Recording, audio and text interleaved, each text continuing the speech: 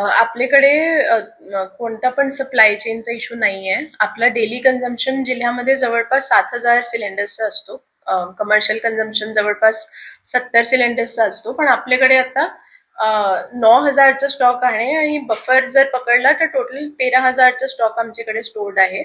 Almost every day 2 ते 3 दिवसाचा stock आमच्याकडे स्टोर्ड असतो. सो कोणता पण तुटवडा नाहीये आमच्याकडे.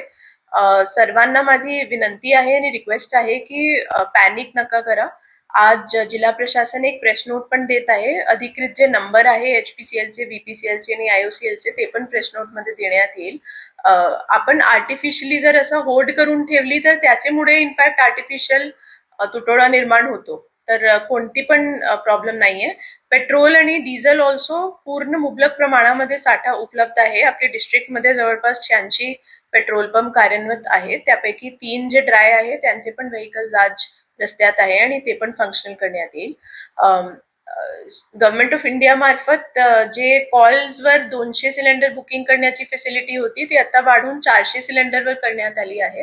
तर government is taking all necessary precautions आणि कोणता पण सप्लाय चेनचा इश्यू नाहीये.